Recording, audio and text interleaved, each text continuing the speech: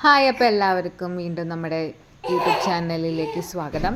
അപ്പോൾ ഞാൻ എൻ്റെ വീട്ടിൽ നിന്ന് വീട്ടിലേക്ക് ഞങ്ങളുടെ എടൂരുള്ള ഞങ്ങളുടെ വീട്ടിലേക്ക് വരികയാണ് കേട്ടോ. അപ്പോൾ അതിന് വേണ്ടിയിട്ട് നമ്മൾ വണ്ടിക്കകത്ത് നിന്ന കുറച്ച് സീൻസ് അത്രയും എനിക്ക് എടുക്കാൻ പറ്റിയിട്ടുള്ളതാണ് ആദ്യം തന്നെ നിങ്ങൾ കണ്ട ക്ലിപ്പ്.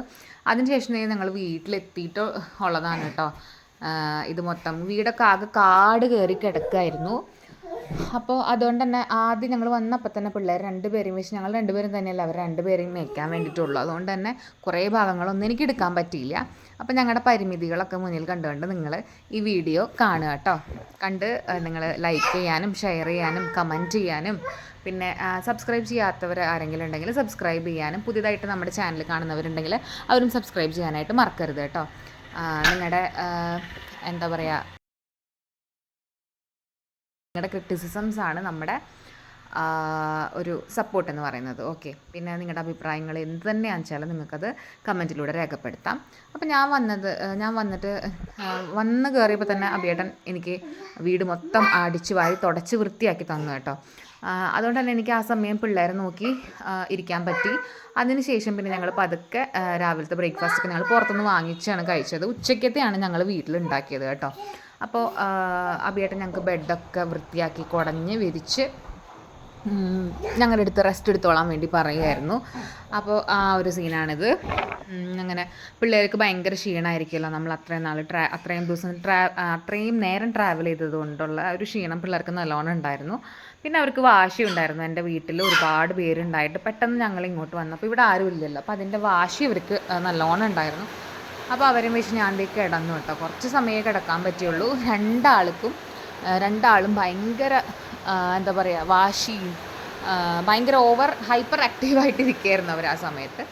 പിന്നെ ഒരാൾ കളിക്കാനും ഒരാളെ അഭിയേട്ടൻ കൊണ്ട് നടന്നു. അപ്പോൾ ആ നേരം കൊണ്ട് ഞാൻ മൊത്തം വീണ്ടും ഒന്ന് ജനലമ്മയൊക്കെ ഭയങ്കരമായിട്ട് പൊടിയായിരുന്നു. പിന്നെ മഴക്കാലം കൂടിയല്ലേ, നിങ്ങൾക്ക് എല്ലാവർക്കും അറിയാമല്ലോ. 2 ദിവസം തന്നെ വീടൊക്കെ നമ്മുടെ അടച്ചിട്ടിട്ട് കസിൻസിൻ്റെ വീട്ടിലൊക്കെ പോയി നിന്ന് വരുമ്പോഴത്തേനും നമ്മുടെ വീടിൻ്റെ അവസ്ഥ എന്തായിരിക്കും.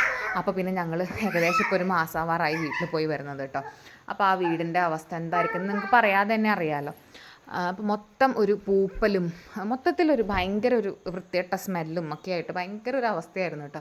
അപ്പോൾ രാവിലെ ഞങ്ങൾ വന്നപ്പോൾ അടിച്ച് തുടച്ചതാണെങ്കിൽ കൂടി പൊടിയൊക്കെ തട്ടിക്കളഞ്ഞ് ഞാൻ വീണ്ടും അടിച്ചുകൊണ്ടിരിക്കുന്ന ഒരു സീനാണിത്. പിള്ളേർ അവരുടേതായിട്ടുള്ള കാര്യങ്ങളും ചെയ്തിട്ട് ഇങ്ങനെ കളിച്ചുകൊണ്ടും ചിരിച്ചുകൊണ്ടൊക്കെ അവിടെ ഇവിടെ നടക്കുന്നുണ്ടായിരുന്നു. അപ്പം ഞാനിങ്ങനെ മൊത്തത്തിലൊന്ന് അടിച്ചു വാരി ഒന്ന് ഒതുക്കി പെറുക്കിയൊക്കെ വെക്കുകയായിരുന്നു കേട്ടോ. തുണികളൊന്നും ഇന്നത്തെ ദിവസം ഞാൻ കഴുകില്ല, കാരണം ഇന്നത്തെ ദിവസം ഞങ്ങൾക്ക് രണ്ടുപേർക്കും അതല്ലാതെ ഒരുപാട് കാര്യങ്ങൾ വേറെ ചെയ്യാനുണ്ടായിരുന്നു. അതുകൊണ്ട് തന്നെ അപ്പോൾ തുണികളൊക്കെ ഞങ്ങൾ ലോണ്ടറി ബാസ്ക്കറ്റിലാക്കിയിട്ട് മാറ്റി വെച്ചു. നാളത്തെ ഒരു ദിവസം ഉണ്ടല്ലോ, അപ്പോൾ അങ്ങനെ കഴുകാമെന്ന് വിചാരിച്ചു. അതിനുശേഷം ഞാൻ ഒരു ബൗളിൽ ടൊമാറ്റോ മുറുക്ക്, എൻ്റെ മോൻ്റെ ഫേവറേറ്റ് സാധനമാണ് ടൊമാറ്റോ മുറുക്ക്. അപ്പോൾ അവന് വാങ്ങിച്ചിട്ട് വന്നതാണ്, അവൻ്റെയാണ് ഞാൻ ഓസിക്ക് തിന്നുകൊണ്ടിരിക്കുന്നത്.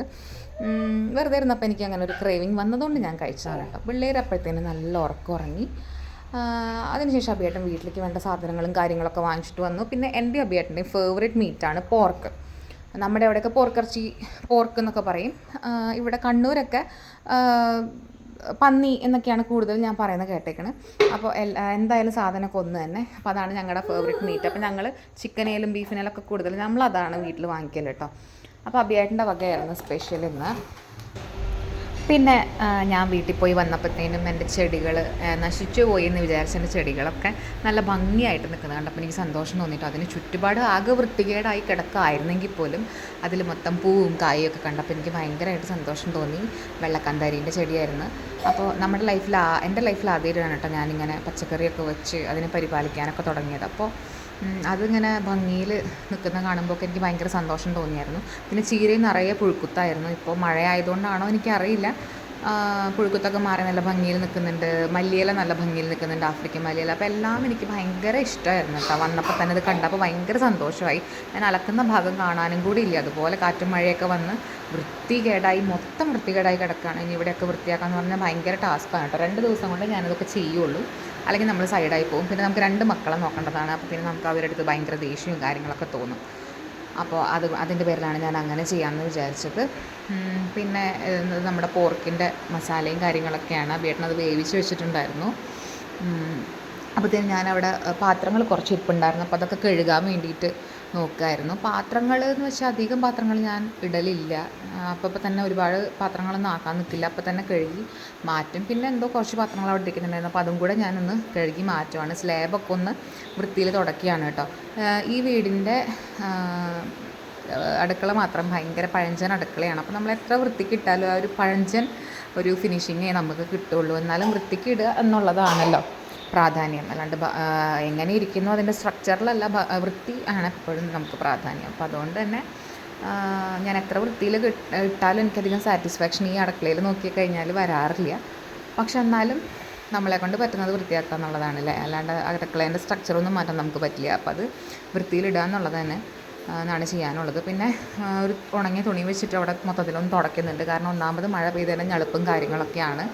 അപ്പോൾ അതൊന്നും കൂടെ നനഞ്ഞ് കുതിർന്ന് വൃത്തികേടാവണ്ടെന്ന് വിചാരിച്ചു. അപ്പോഴത്തേനും നമ്മുടെ കറിയൊക്കെ അഭിയേട്ടൻ സെറ്റാക്കിയിട്ടുണ്ടായിരുന്നു കേട്ടോ.